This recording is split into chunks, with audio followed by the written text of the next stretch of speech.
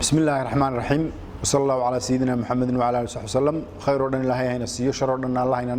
هينا هرير مريو قلبتا oo bishu tahay 12 bishii 9aad 2020 waxaan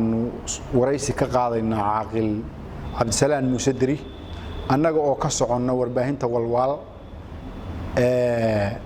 waxaanu caaqilka iyo aqoonyahan Maxamuud Caato ayaanu halka kan insha Allah taala waraysi kaga qaadayna waraysigaasina dana badan buu leeyahay noocyo badan buu u jeedaa isxog waraysi aanu caaqilka waraysanayno iyo Caato bal waxay u joogaan Muqdisho arinta labaadna gobolka Sool iyo dhulka deegaanadaas reerka la yiraahdo Saciid Harti SSC dhibaato bariyahan ka abuuray iyagana waxbaan ka weydiin doonaa ugu dambeynna ninka ciidamada Soomaaliland haysta oo la yiraahdo Taani Nuux Taani hadalladii uu ka hadlay bal baan waxa falcelin inkastoo aan falcelin laga sameyn marka caaqil ku soo dhawow walwal ku soo dhawow bal noo waran oo intii bad xamar joogtay maxaad soo joogtay السلام عليكم أعوذ بالله من الشيطان الرجيم بسم الله الرحمن الرحيم مركه هوري مركه لباد حمر waxaan joogay xasan maxamuud liloodo waxaan joogay 2 bilood iyo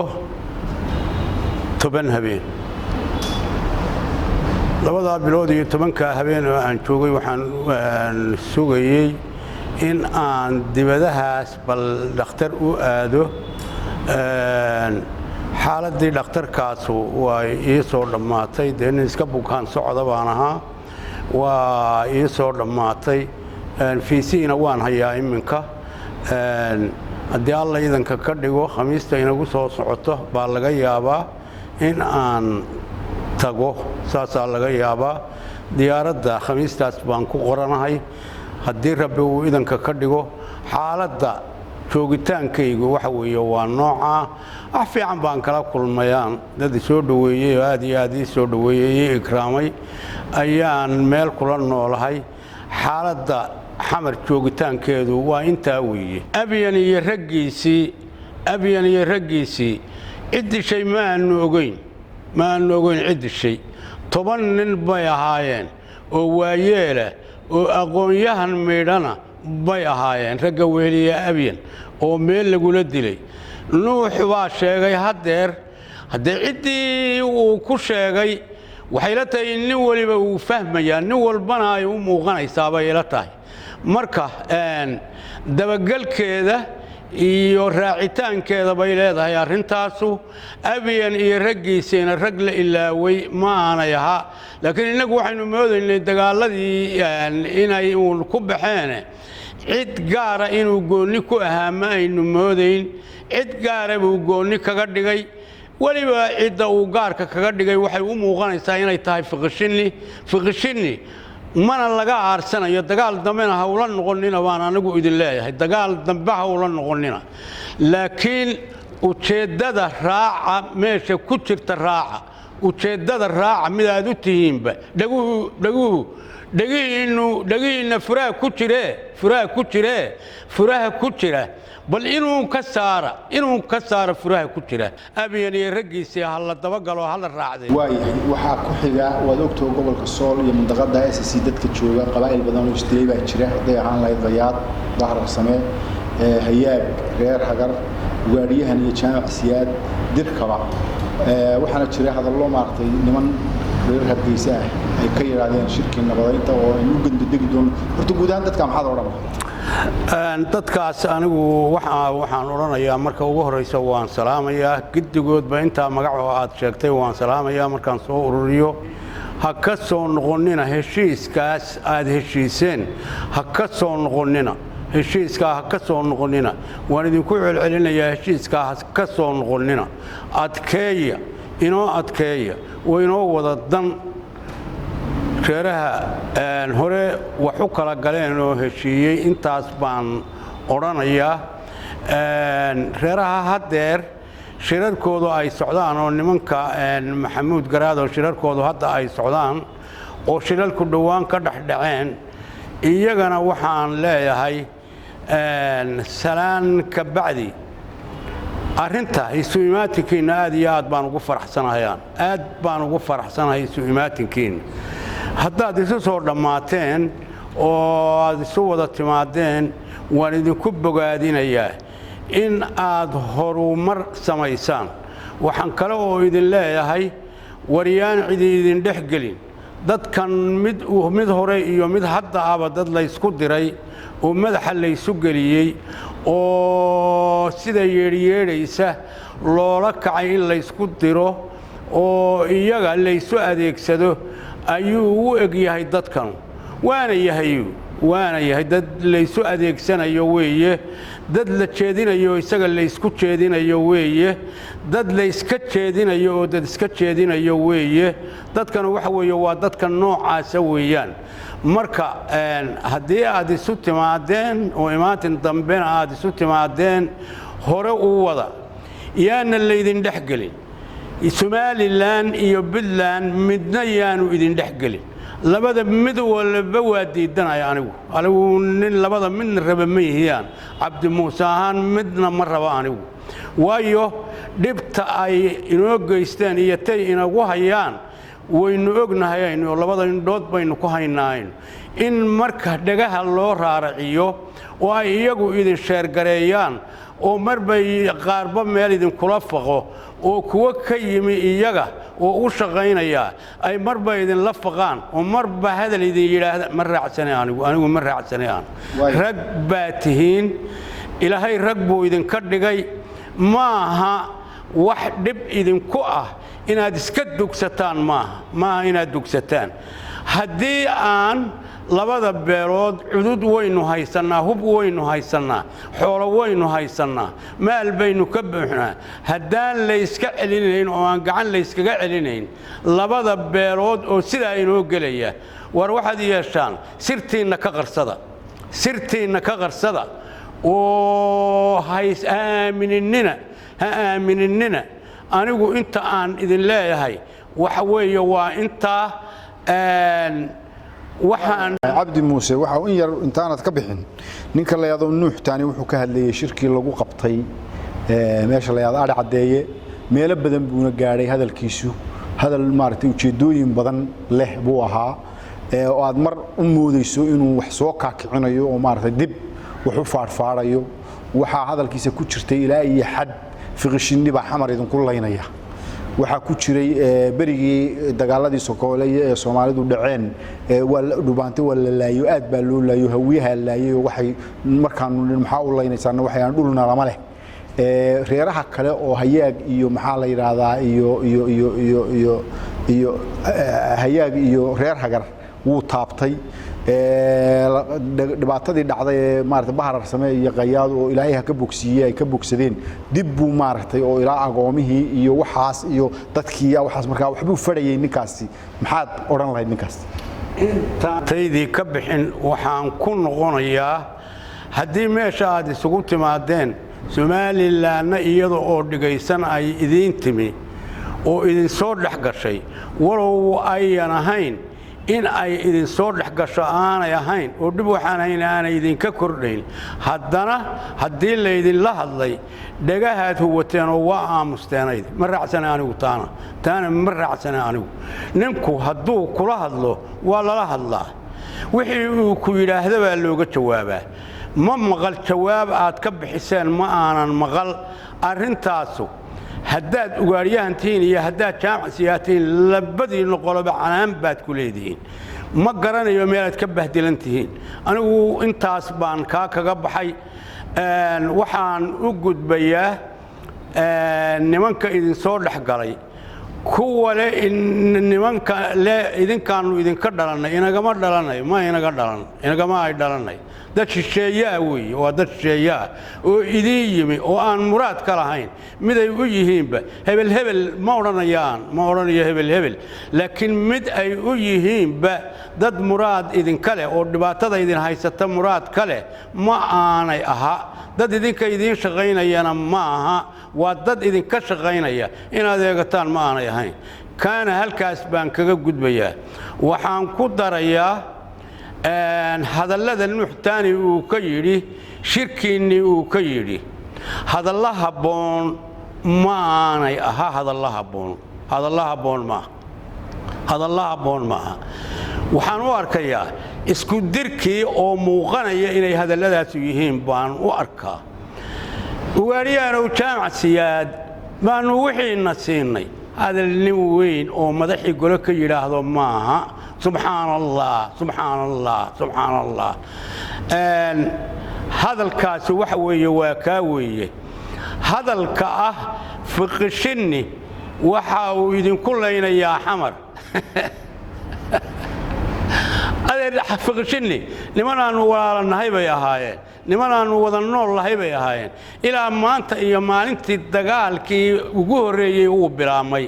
waxa isku kaaya shaqaynayo dhinacooda ka soo jeeday idinkay ahaayeen nuuxow dhinaciinay ahaayeen haddeerna dhabtaad ku haysaan xaqiiqdu waa sidaa weeyaan wax laga leexleexanayo maaha wax beenana maaha anigu mana caytamayo mana hanjabayo laakiin waa adduun waxa la joogaa waa adduun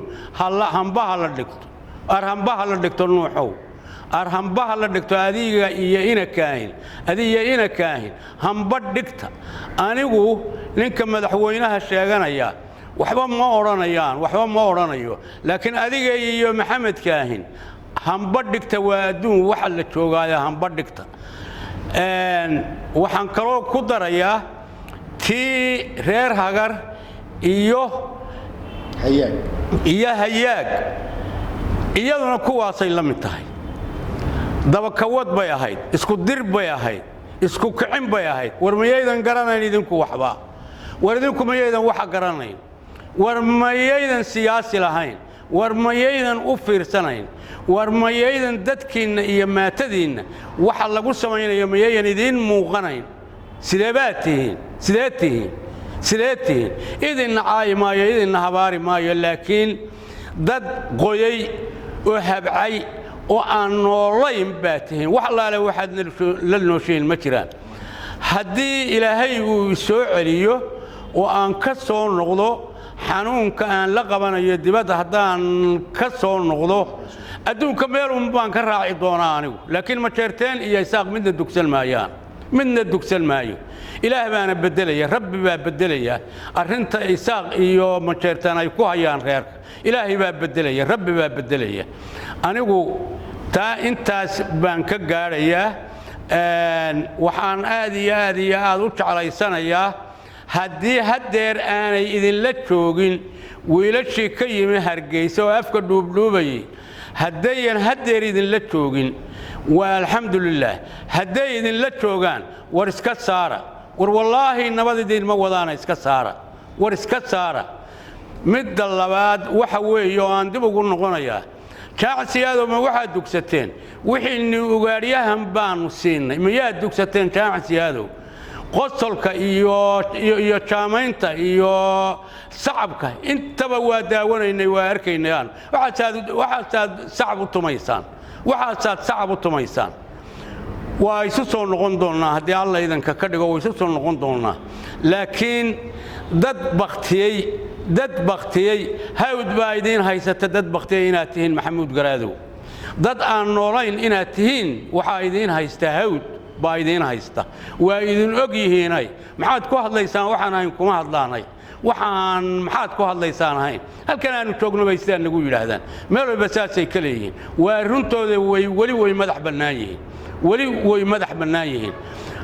askartooda xoogaa raashina ha la siiyo laakiin kuma dhici karaan inay u galaan maay ku dhici karaanay waxaad yeelaysaan maxamuud garaadow dib isugu noqda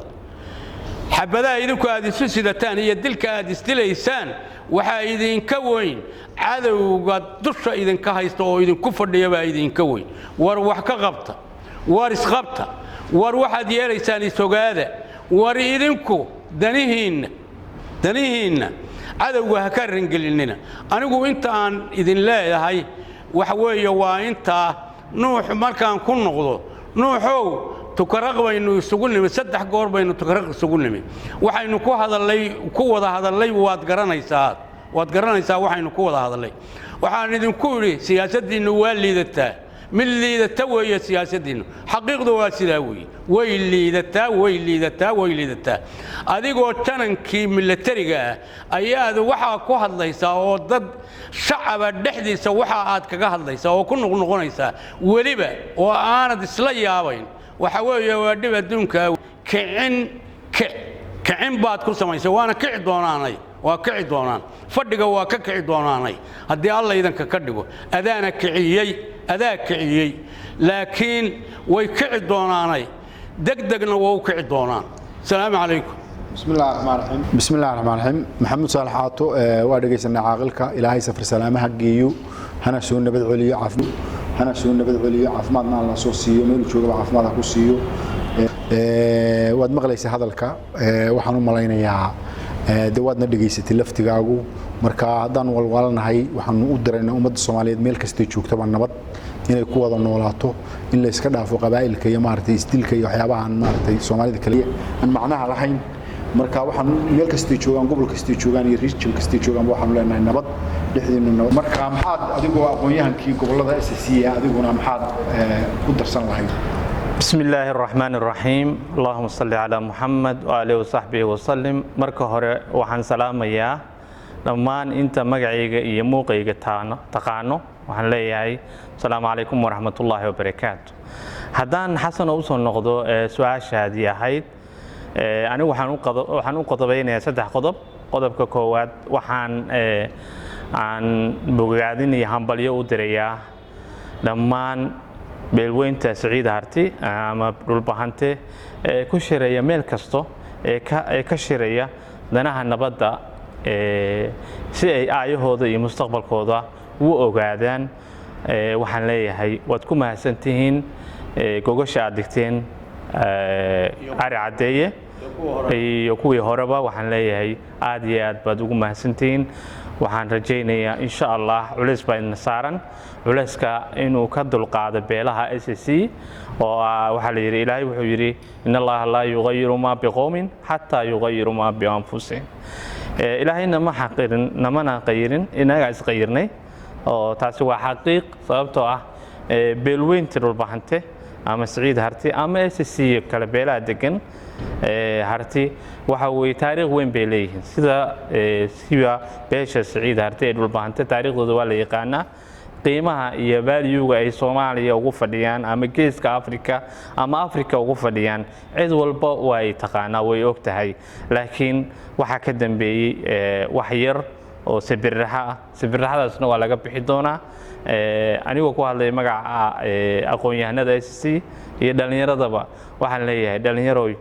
maanta inta wax taqaan inta aan wax aqoon maanta dalka inaga ayaa u maqan inaga ayaa la doonayay inaan la nimaadno qorsho iyo strategic Soomaalida intii kale way tashadeen waxa aan wali tashan beelaha degan SSC waxaan ugu baaqayaa dhalinyarada in ay sameeyaan